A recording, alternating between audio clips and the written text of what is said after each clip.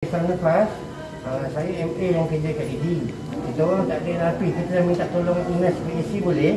Ada satu baby sini nak kena risau. Okay, baby term ke? Tak tahulah, tapi baby ni besar.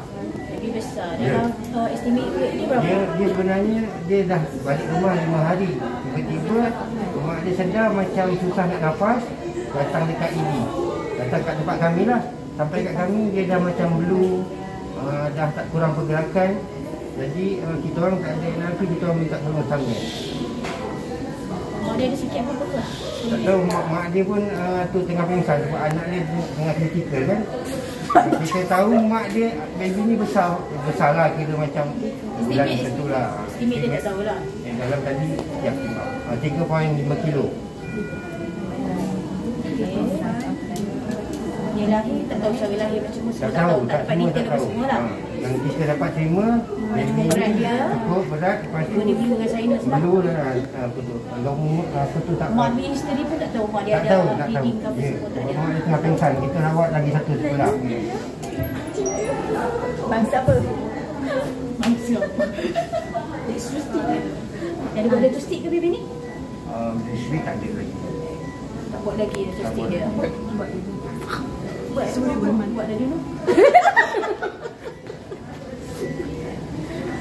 Boleh tak datang sekarang? Okey. Boleh tak datang sekarang tolong kami? Okey.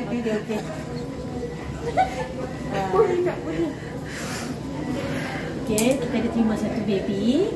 Baby ni term, mak dia memang bensan tak sedar diri dah, dia dekat kecemasan.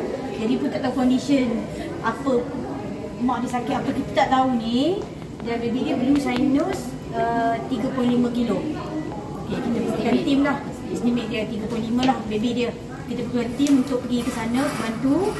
Okey, Didi sebagai penjaga masa, Noli untuk barang equipment dan Nana warmer lah.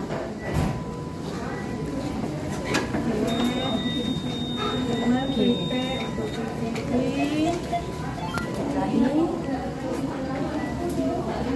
Kita tak tahu baby semua pasang siap-siap lah.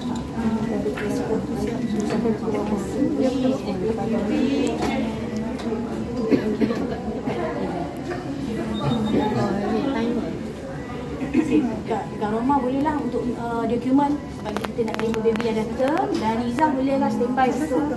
Okey. Mas pakai saya sekejap. Mas pakai saya satu oksigen untuk betul pakai. Dan semua barang dah ready. Kita beritahu. Action. Dan prepare. Okay, baby.